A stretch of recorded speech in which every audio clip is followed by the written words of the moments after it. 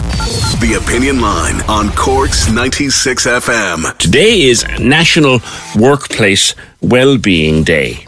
I know there's a day for everything. There is like a day for everything these days, but this is National Workplace Wellbeing Day, and I believe Ireland is one of the only countries that actually has one that is formally named as such, and where workplaces actually get to do something for promotion of well-being on that particular day.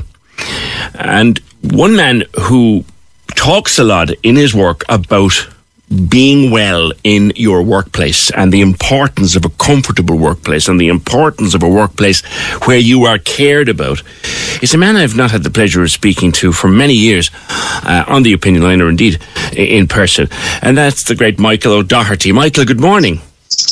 Good morning, PJ. Lovely to chat to you again. It's been a while, my friend. It's been a while, and your business and your bioenergy network has just grown and grown and grown. You have a model that you're promoting in the workplace for well-being called 888. What's that? Well, look, I suppose over the years, as you know, I've been involved in healthcare, and one of the key things is that when people come into my clinic, I have 3 questions that I ask them all. 1, where is their problem coming from? 2, how is it affecting them? And 3, how are they dealing with it? Now, obviously, if we don't answer the first question, we're never going to resolve the problem. But the one thing that I started to notice, because I wanted to look at, modern research, scientific research around, time and energy and all of that kind of stuff that was going on around the world, and particularly in the US, they had begun to identify in 2014 that the wellness programs that were being brought in to the workplace had failed. Now, there was a number of reasons for that. 1 was that they weren't driven from the top. 2, that it was kind of lunch and learn, break and learn, and that people really weren't really benefiting. They were sitting down, listening to the talk, but they were having the Coke and the sandwich at the same time.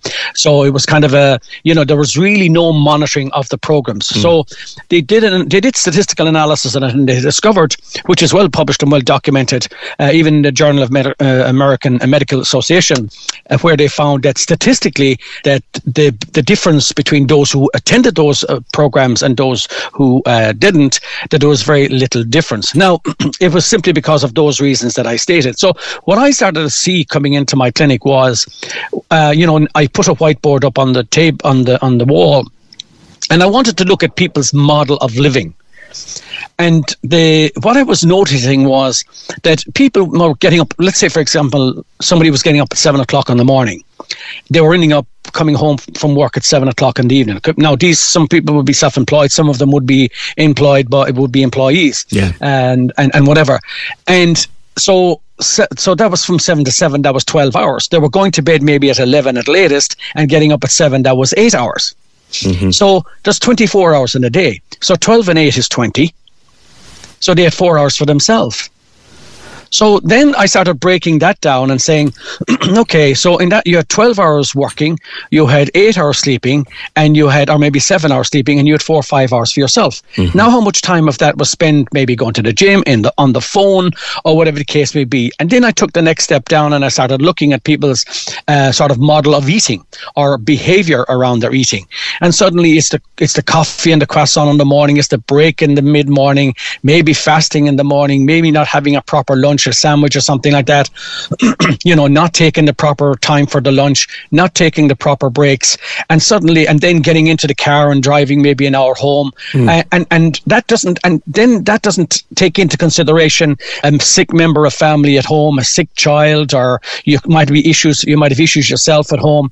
And when you pile all that on, and you look at the stress that causes, okay, then you see that people's time management is just not sufficient because there's no time for themselves. So when you pile all the other stuff, the poor eating and the other stresses, then this leads to stress in the body. And when the body gets stressed, PJ, it's then we lay the foundation for all the different types of disease that come into my clinic and then that are in doctor surgeries this morning. A certain amount of stress, Michael, and looking at the theory that you espoused there, it's all great, but a certain amount of stress is normal, because we don't all have that amount of time. We've families, we've jobs to do, we've people to collect from other stuff. We've particularly at this moment in time, many families listening to us this morning, Michael, are, they're not so much trying to make ends meet as get them to at least wave at each other now and again.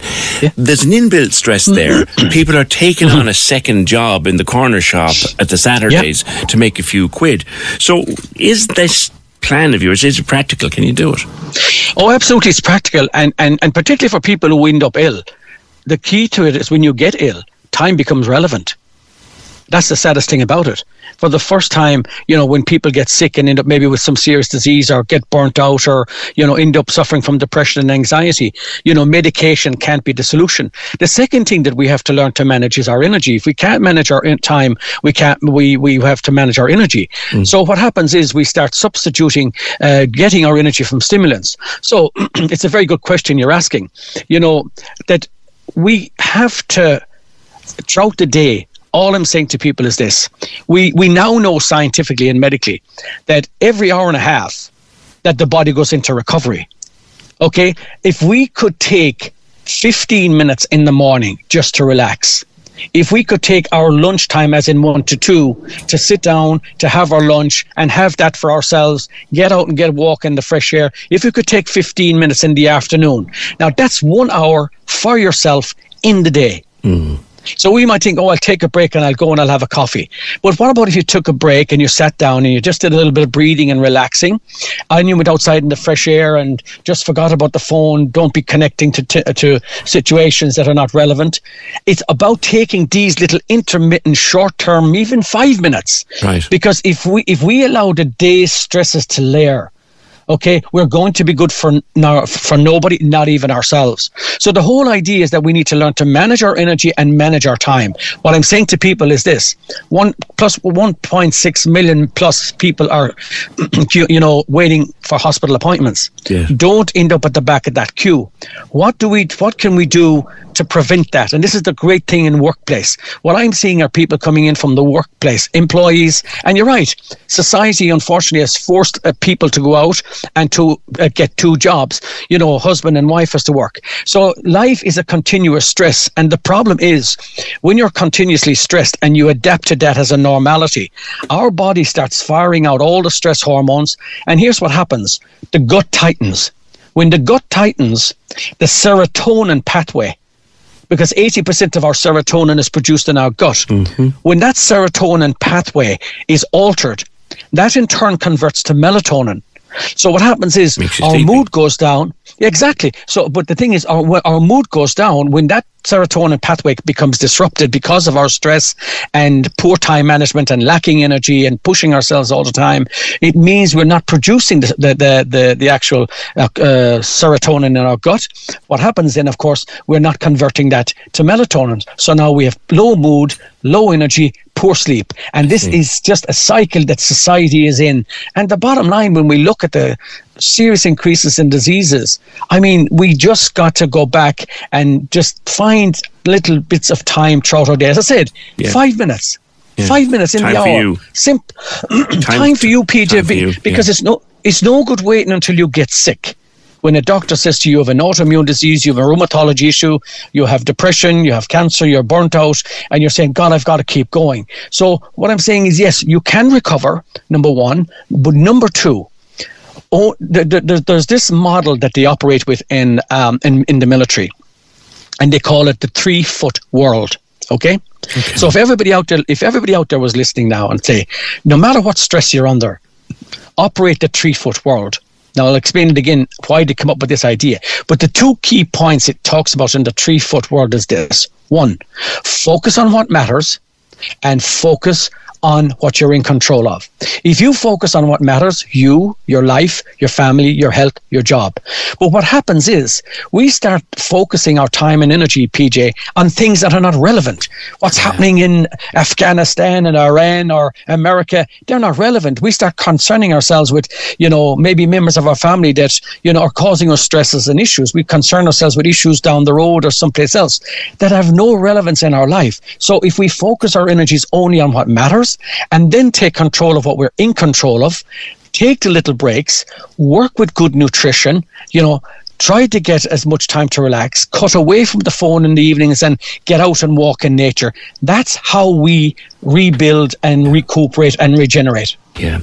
Michael, I think, before I let you go, I think there was a lesson in lockdown for some of us. I know it was a lesson personally, and I speak only personally here. There were many times in lockdown where you were sitting there with nothing to do. And you have to rid yourself of this guilt that I'm not doing anything. Because what I did during lockdown was I actually took a specific time in my day to do nothing. To do absolutely nothing. And the joy of doing nothing is a skill we should all learn, correct? Look at it. I mean, I couldn't agree with you more and more. Our society has bought into this thing that we need to be doing. The 888 model I'm talking about is 8 hours living, 8 hours working, 8 hours sleeping. If we can't do enough in 8 hours, if we have to live. At the moment, people are not living, they're existing. And you're right, if we can get that 5 minutes in the 15 minutes in mid-morning, our lunchtime, or afternoon, or evening, just to sit down and just listen to ourselves, meet ourselves, say hello to ourselves. Sit down as a family, no phones, no television, eat together, cook together, go back to doing simple, basic things. And that the other thing about it, you talk about sitting down, PJ, and just being quiet and relax and have your own time. Like, the other thing about it is that, people don't have fun in their lives anymore. Everything seems to be so serious. It's, everything is about social acceptance, not self-acceptance. Nothing is about having fun in life anymore, where you go out and you just have a bit of crack and, enjoy life and chill out and, but everything is so serious about political correctness. It's about being serious, and you can't say this and you can't post that. And it's continuously, watching what you're doing and saying. I think the world has gone crazy at the moment. I think we're trying to be too perfect in a world that we just cannot be perfect in. Yeah. And I just think we need to go back to simple, basic things in life and take some time for ourselves, eat good food, relax. And like you said, PJ, you're so right. Sit down, breathe, and take time for you. Michael, I've often thought about talking to you again on the programme. I'm glad we have done today. I'd like to talk again. Time is short for me this morning, but glad you're with us. Michael O'Doherty, his website is fascinating, and what his work has done is amazing. Thank you very much. That's Michael O'Doherty. Just marking the fact that today is National Workplace Wellbeing Day. Corks 96 FM.